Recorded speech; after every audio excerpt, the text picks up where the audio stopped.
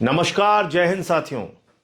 भारत के प्रधानमंत्री नरेंद्र मोदी की छवि पूरी दुनिया में ही खीखी और जबरन गले पड़ने वाले प्रधानमंत्री के रूप में बन चुकी है।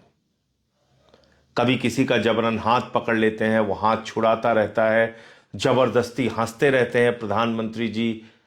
और इस कमजोरी का फायदा दुनिया के तमाम देश उठाते हैं, उनकी झूठे तारीफें कर देते हैं, एक आध मेडल गले में डाल देते हैं और जो कुछ भी उनकी मर्जी होती है भारत के हितों के विरोध में जाकर वो समझौता करा लेते हैं प्रधानमंत्री जी से।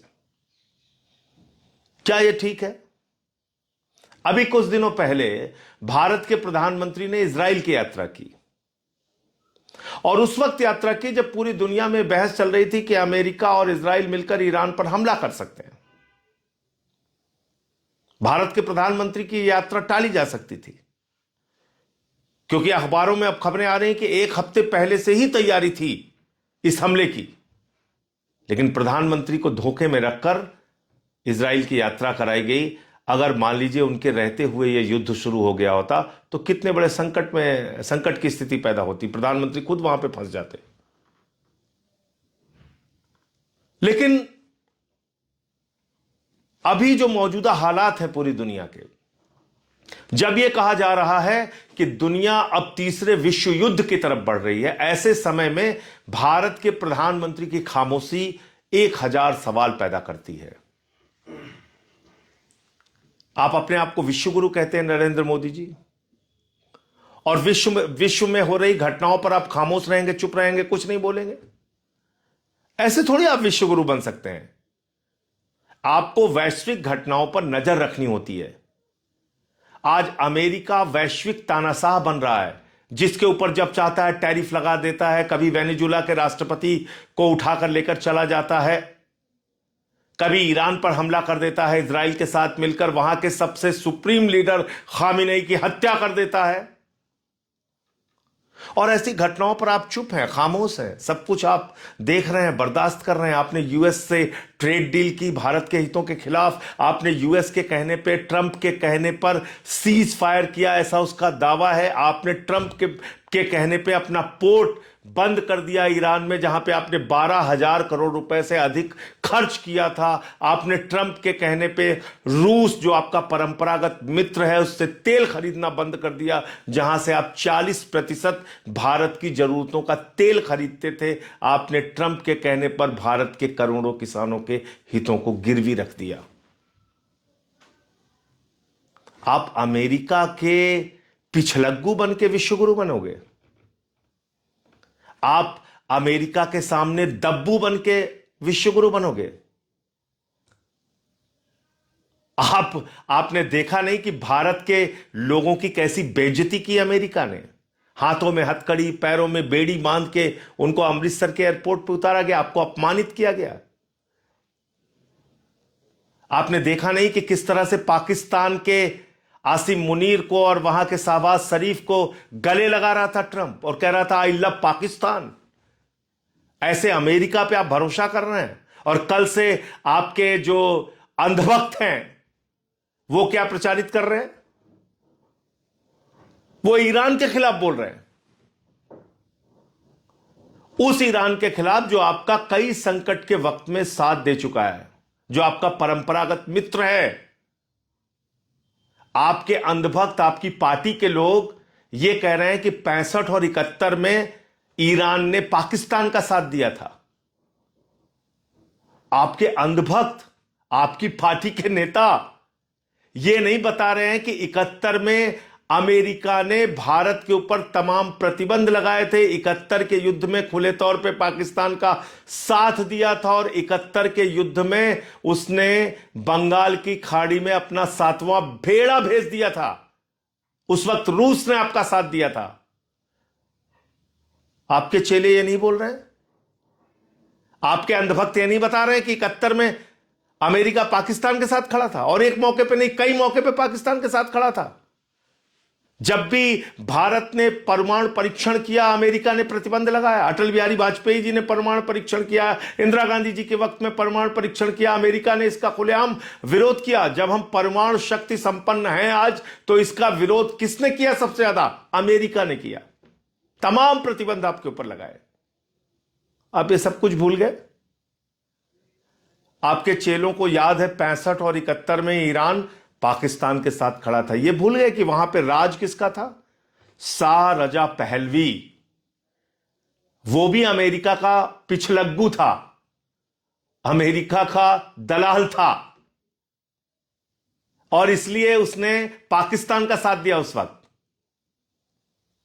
लेकिन उसके बाद की जो परिस्थितियां ईरान के साथ आपके बनी, आप तो खुद गए थे प्रधानमंत्री जी, खामेनेई जी से मुलाकात आपकी हुई थी और आपने उनको 7वीं शताब्दी की कुफिक लिपि में लिखी हुई पांडुलिपि कुरान की भेंट की थी।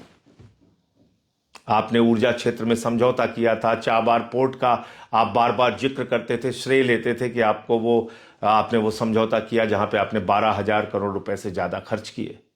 1994 में जब organisation of Islamic countries Kashmir के मसले पे हमारे खिलाफ थे, भारत के खिलाफ थे, कौन साथ खड़ा था? ईरान खड़ा था आपके साथ। भूल गए आप? आपको रुपए में तेल दिया ईरान ने, भूल गए आप? 60,000 करोड़ रुपए आपसे ईरान ने कहा कि आप अपनी अर्थव्यवस्था को सुधारिए, बाद में यह पैसा आप हमें दे दीजिएगा, जो उनका बकाया था। और आपने ही प्रधानमंत्री जी, आदरणीय नरेंद्र मोदी जी, 2024 में जब ईरान के राष्ट्रपति की हेलीकॉप्टर दुर्घटना में मौत हुई थी, भारत के अंदर राष्ट्रीय शोक घोषित किया था आपने। आज क्या हुआ? खामेनेई की मौत पे एक ट्वीट नहीं कर पाए, इतने कमजोर निकले आप। खामेनेई की हत्या पे एक शब्द आपके मुंह से नहीं निकले, उसकी निंदा नहीं कर पाए। क्यों? क्योंकि इसके पीछे अमेरिका कहां थे, इजराइल कहां थे? इससे भारत की क्या छवि बनेगी? आपने अपने हितों को देखा। भारत को सस्ता तेल ईरान से मिलता है, ऊर्जा क्षेत्र में सुरक्षा प्रदान की है ईरान ने आपको लंबे समय तक। आप खामेनेई की हत्या पे एक शोक का संदेश ट्वीट नहीं कर पाते। बांग्लादेश में जहां हिंदुओं की हत्या हो रही है, वहां की बेगम खालिदा जिया, एक पूर्व प्रधानमंत्री के लिए आप अपने विदेश मंत्री को भेजते हैं, शोक व्यक्त करते हैं। पाकिस्तान जो हमारा जानी दुश्मन है, उसके प्रधानमंत्री नवाज शरीफ का बर्थडे का केक बिना बुलाए आप काटने चले जाते हैं। आईएसआई को बुलाते हैं आप पठानकोट में हमारे शहीदों की जांच कराने के लिए। यह आपकी विदेश नीति है। इसलिए ये ही खीखी छोड़िए और सही जानकारी दुनिया को दीजिए। आज दुनिया एक बड़े संकट में है और इसके लिए अगर कोई जिम्मेदार है तो अमेरिका जिम्मेदार है, जो एक वैश्विक तानाशाह के रूप में उभर रहा है। उसका नाम है ट्रंप। और जाके खाड़ी देशों से पूछिए।